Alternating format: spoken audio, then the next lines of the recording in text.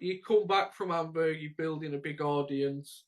Have you ever wondered what really happens behind the glamorous curtain of rock and roll?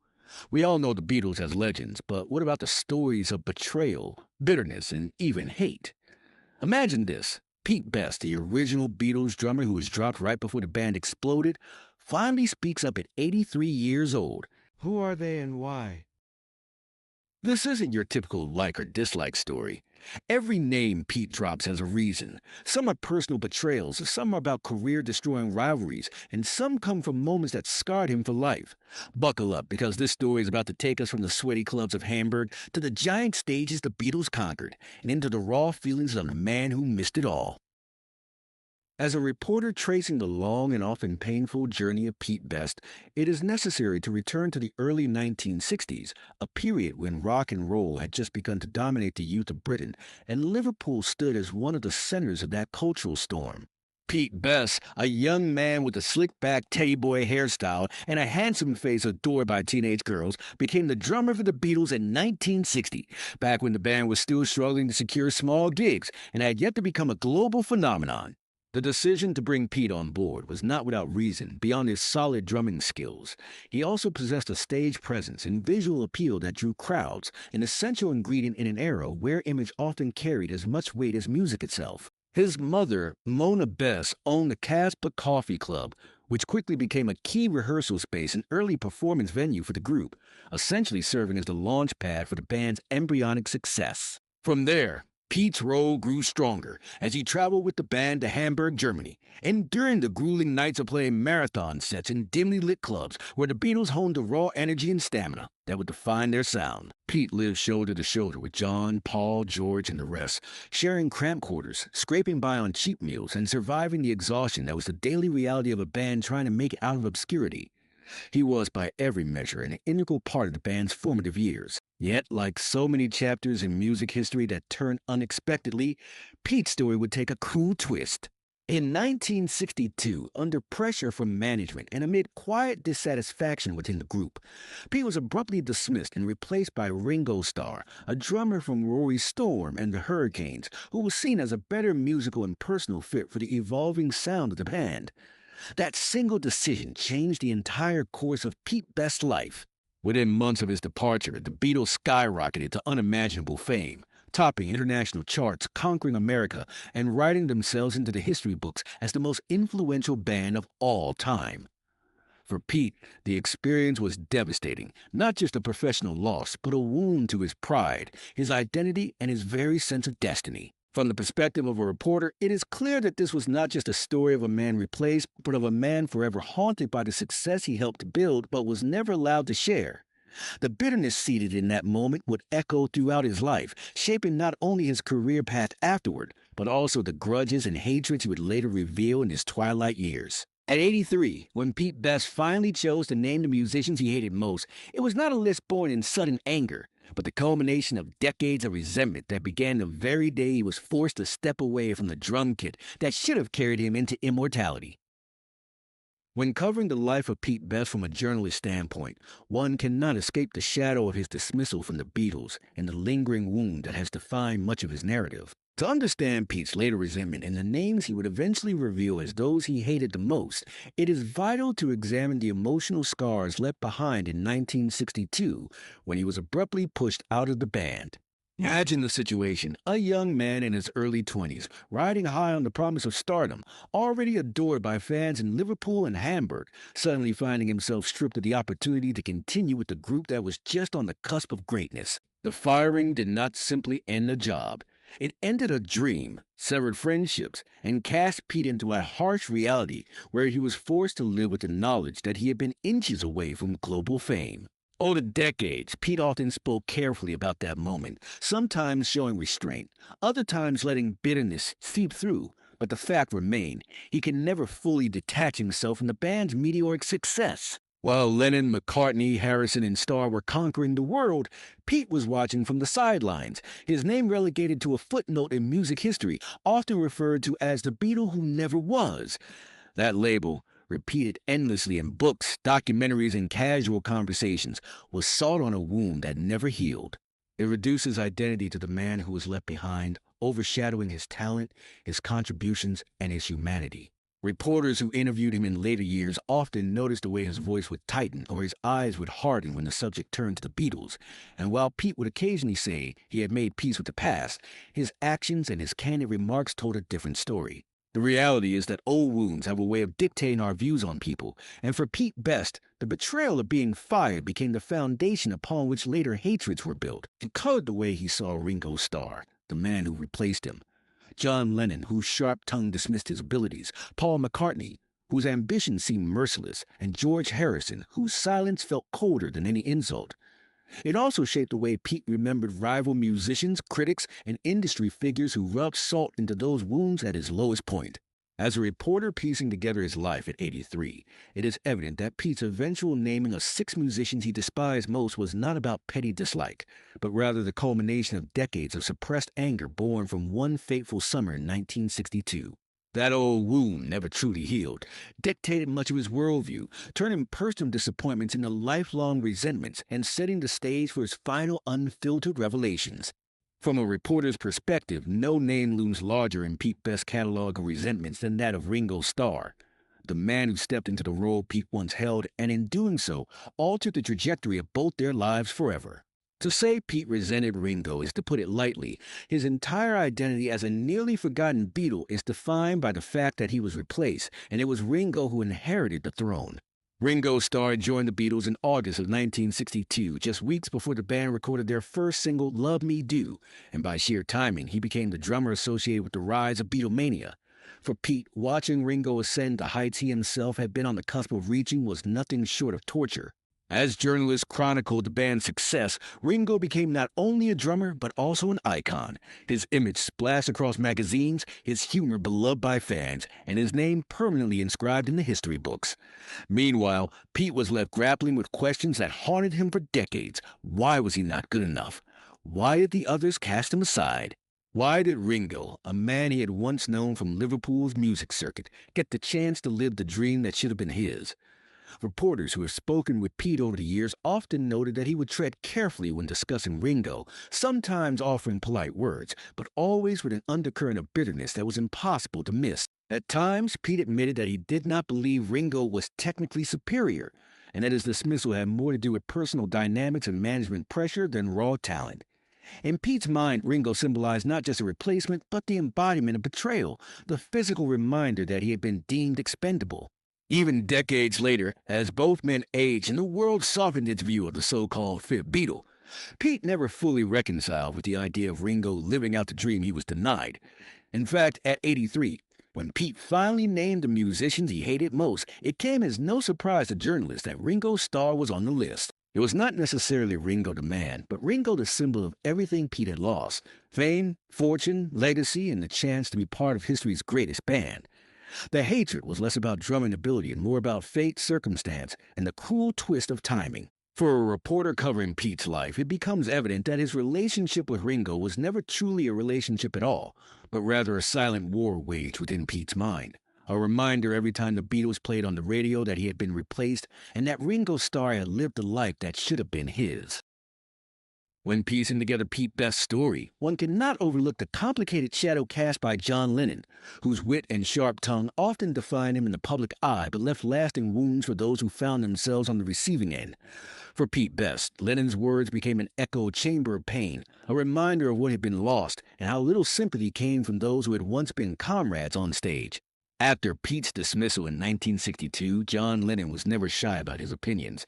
He openly claimed that Pete wasn't a very good drummer, a phrase that circulated in interviews, books, and eventually the annals of Beatles lore. For a man who had been adored by fans in Liverpool and Hamburg, who was known as the handsome Beatle in the early years, this reduction to not good enough was more than just professional criticism.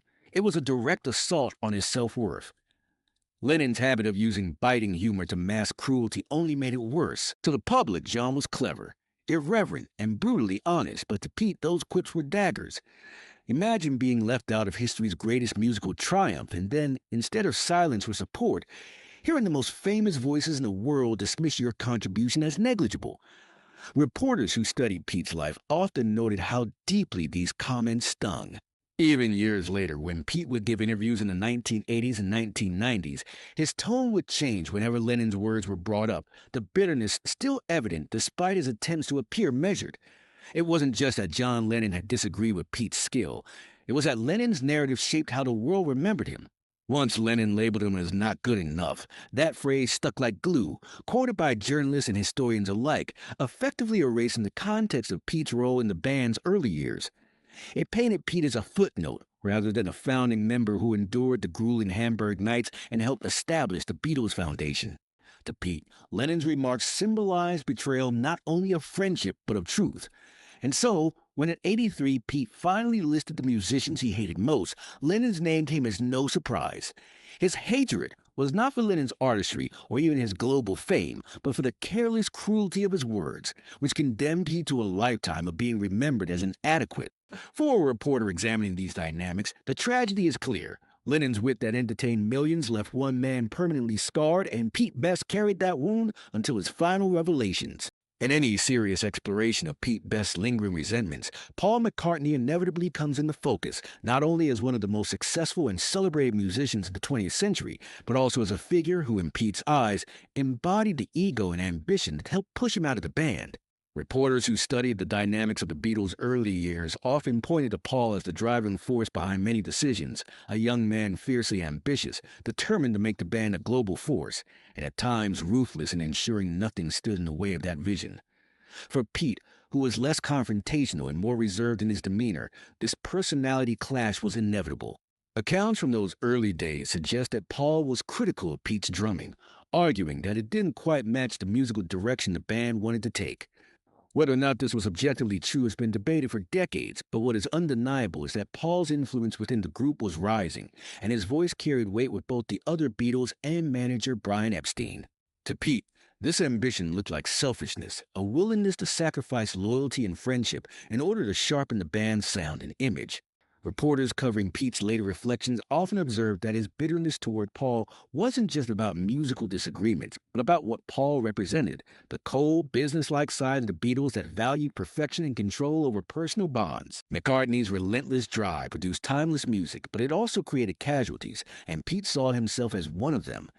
In interviews decades later, Pete would occasionally speak of Paul with a mix of admiration and disdain, acknowledging his genius, but never forgiving the way Paul seemed to dismiss him as expendable. The sting was worsened by the contrast in their fates. While Paul went on to become one of the wealthiest and most decorated musicians in history, Pete spent much of his life outside the limelight, working ordinary jobs, living with the knowledge that he had been left behind. That disparity only deepened the resentment, a daily reminder of what he could have been if Paul and the others had not agreed to his dismissal. When Pete, at 83, finally revealed the names of the musicians he hated most, Paul's inclusion was less about specific personal insults and more about what Pete saw as betrayal of trust, a symbol of how ambition triumphed over loyalty. For those reporting on Pete's story, the tension between admiration and resentment toward McCartney remains one of the most compelling elements, showing how greatness often comes at a personal cost for those who are cast aside along the way. Among the four Beatles, George Harrison was often remembered by fans as the quiet one, the calm, spiritual counterpart to Lennon's wit, McCartney's ambition. But for Pete Best, the so-called quiet Beatle represented something far colder: silence, abandonment, and the absence of friendship when he needed it most. In the narrative reconstructed by reporters and biographers, George was not known for heated confrontations or biting remarks like John Lennon, nor for assertive control like Paul McCartney. Instead, he simply withdrew, cutting ties with Pete after the dismissal in 1962. For Pete, that silence was deafening. Imagine spending long nights together in Hamburg, sharing cheap meals, laughing backstage, building dreams of conquering the world, only to be dropped from the group and then met with absolute distance from someone who had once been a bandmate and friend. There were no letters, no phone calls, no gestures of support, just an abrupt severance as though Pete had never been part of the story. Reporters who interviewed Pete later in life often remarked on how the sense of being erased weighed heavily on him. It was not that George insulted him outright, but that he treated him as if he never existed, a kind of emotional coldness that stung more deeply than words ever could. This absence of acknowledgement reinforced Pete's outsider status, cementing the narrative that he was simply a discarded piece of the puzzle. While John Lennon's criticisms and Paul McCartney's ambition could be rationalized, George's silence left Pete with no closure, no explanation, and no reconciliation. In Pete's mind, this made Harrison one of the six figures he despised most, not for overt cruelty but for indifference, which to Pete was perhaps even worse. The journalist chronicling the lives of both men, this tension reveals a darker side of the Beatles' legacy, that success often required cutting off those who no longer fit the picture, regardless of shared history. For Pete, George Harrison came to embody the loneliness of exclusion, the pain of being forgotten by someone he had once trusted. At 83, when Pete finally listed the names of musicians he hated most, George's inclusion was a reminder that hatred does not always come from insults or clashes of ego. It can come from silence, from being erased without explanation, from the quiet betrayal of someone who simply turned away and never looked back. When documenting Pete Best's lifelong grievances, it becomes clear that not all of his resentments were aimed directly at his former bandmates. Some of the bitterness he carried for decades was directed at rival musicians from Hamburg, Germany, where the Beatles spent their formative years honing their craft in seedy clubs along the Reeperbahn. To understand this, one must picture the brutal conditions of that scene. Endless hours of performing to rowdy, often drunken crowds, sleeping in cramped quarters behind stage curtains or in dirty back rooms, and living on meager pay while competing fiercely with other British rock bands who had also descended on Hamburg to chase the same dream. Reporters covering those days often described the atmosphere as a survival of the fittest gauntlet, where each band tried to outplay and outlast the others, and where insults and rivalries were as much a part of the culture as music itself. Pete Best, already under pressure as the drummer of a band still searching for its sound, often found himself the target of ridicule from rival musicians who dismissed him as a filler, a temporary player who lacked the flair to keep up with the growing competition. Some bands went so far as to mock him openly, suggesting that the Beatles would never break through with him behind the kit. While his bandmates brushed off such remarks, Pete internalized them, and decades later he still remembered the sting of those words. For a man who was eventually replaced just as the Beatles' star began to rise, these taunts seemed almost prophetic, making them all the more painful. In interviews given late in life, Pete admitted that the sneers and dismissals of those Hamburg rivals stayed with him, etched into his memory as cruel affirmations of his deepest insecurities. By the time he revealed the six musicians he hated most at 83, it was clear that these early rivalries still played a role in shaping his bitterness. Reporters who pieced together his story noted how those Hamburg nights, far from being just a stepping stone to greatness, were also crucibles of humiliation, where a young man who dreamed of stardom was told repeatedly that he wasn't enough. When fate later proved those rivals right by removing him from the Beatles, the hatred hardened. Thus, Pete's disdain for some of those Hamburg musicians was less about individual names, many long forgotten by history, and more about what they represented, the jeering voices of doubt that seemed to haunt him all his life, the ones that echoed in his mind every time the Beatles' success flashed across the world without him. In the long list of people who shaped Pete Best's bitterness, reporters often find that his resentment was not reserved solely for fellow musicians, but also for critics, those sharp-tongued arbiters of taste who wrote with authority and influenced how the world perceived him. After his dismissal from the Beatles in 1962, Pete quickly discovered how damaging the words of critics could be. Rather than portraying him as an early cornerstone of the band, several British music writers reduced his contribution to that of a temporary stand-in, dismissing him with lines like, "Pete Best was never more than a fill-in drummer," or worse, a placeholder until the real Beatles found their sound. For a man already grappling with the trauma of being replaced, such reviews were not merely insulting, they were devastating. They robbed him of dignity and reinforced the narrative that he was disposable, a footnote in the legend of the world's greatest band. Imagine reading in black and white in national newspapers that your years of sacrifice, your endless nights in Hamburg, your sweat and energy on stage, your role in the band's earliest successes meant nothing. Reporters who followed Pete's later life noted that he carried these words like scars, occasionally quoting them in interviews as if he had memorized every painful syllable. He saw critics as opportunists who had never played a note on stage, yet wielded the power to erase him from history. Even as the Beatles grew into a global phenomenon, Pete was often used as a cautionary tale in articles. The Beatle who didn't make it, the man who missed a boat, the failed drummer. Each phrase was a dagger that reminded him of what he lost. By the time Pete reached his 80s, the bitterness toward these critics had not dulled. In fact, It hardened because he realized that for generations, young fans only knew him through the words of journalists and historians who had painted him as inadequate. Thus, when Pete Best finally named the 6 musicians he hated most, the inclusion of critics and his broader disdain was hardly surprising. They may not have been drummers or guitarists, but in his eyes they were worse. They were the ones who cemented his reputation as a failure, ensuring that his legacy was overshadowed by the myth of the Beatles forever. For a reporter examining his life, it becomes clear that critics didn't just review music, they wrote the story of Pete Best, and tragically, it was a story he despised. In the long catalog of slights that haunted Pete Best throughout his life, perhaps none cut deeper than the words of a senior British musician from the 1960s, whose identity Pete often hinted at but never fully revealed, as though the insult itself carried more weight than the name attached to it. Reporters who have pieced together Pete's recollections note that this moment occurred not long after his dismissal from the Beatles, when he was still reeling from the shock of losing his place in the band. Backstage at a venue, as Pete tried to maintain his dignity and continue performing with smaller groups, this old musician reportedly sneered at him and said, "You'll never amount to anything without the Beatles." To the world, it might have sounded like a throwaway remark, just another casual jab in the hyper-competitive world of rock and roll, but to Pete, already vulnerable and nursing fresh wounds, it was devastating. Those words lodged themselves in his memory and became a self-fulfilling prophecy he battled against for decades. Every time the Beatles achieved another milestone, whether it was conquering America, selling millions of records, or cementing their status as the greatest band of all time, Pete heard that insult echoing back, a reminder that in the eyes of some, his value was tethered entirely to a band that had rejected him. For reporters revisiting Pete's story in his later years, what stands out is how vividly he recalled that insult, as though it had been burned into his psyche. He may not have named the musician, but the venom with which he recounted the memory revealed just how deeply it had affected him.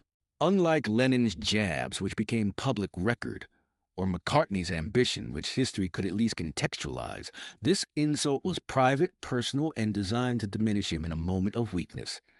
And because Pete's career never reached the heights he had once dreamed of, the insult lingered with a cruel accuracy, making it all the more poisonous. By the time Pete Best turned 83 and publicly identified the 6 musicians he hated most, his reference to that nameless senior musician was less about one man and more about what he represented, the cold voice of an industry that wrote him off, the reminder that without the Beatles, his identity would always be framed in terms of loss. For Pete, the hatred was not just for the man who said it, but for the truth that the comment seemed to carry, a truth he spent his life trying and often failing to disprove. In examining Pete Best's life through the lens of a reporter, the most striking element is how the passage of time never fully healed the scars left by his dismissal from the Beatles, and how even at 83 years old, his reflections are tinged with bitterness, honesty, and a need to set the record straight. When he finally chose to name the 6 musicians he hated most, Ringo Starr, John Lennon, Paul McCartney, George Harrison, the rivals from Hamburg, and the senior British musician who told him he would never amount to anything, it was not the outburst of a bitter old man, but rather the culmination of 6 decades of living with unresolved pain. Pete's reflections reveal a man who was shaped almost entirely by the single event of being forced out of a band just before it ascended into global history. Reporters who have spoken with him in later years often remarked on the mixture of resignation and defiance in his tone. He knew that history would never see him as more than the Beatle who was left behind, yet he refused to let that story pass without telling his truth. His hatred, as he described it, was not always personal but symbolic.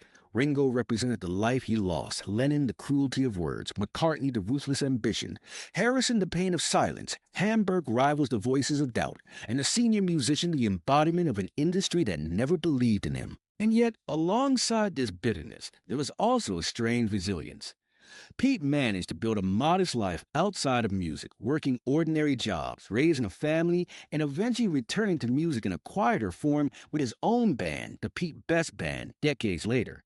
That resilience, however, never erased the what-ifs, and at 83 he chose to confront them not with forgiveness but with honesty, laying bare the names and memories that had haunted him for most of his life. For a reporter, the poignancy of this confession lies in its duality. It is both tragic and cathartic, a man acknowledging that the hate he carried was part of what kept him going, even if it prevented him from ever finding peace. Pete Best's reflection at 83 is thus not just the story of an old man naming enemies, but a window into the human cost of fame. What happens when you're close enough to touch history but are pushed aside at the last moment? It is the story of how resentment can harden into identity, how silence and insult can echo louder than applause, and how, even decades later, the ghosts of you can still shape the man you become.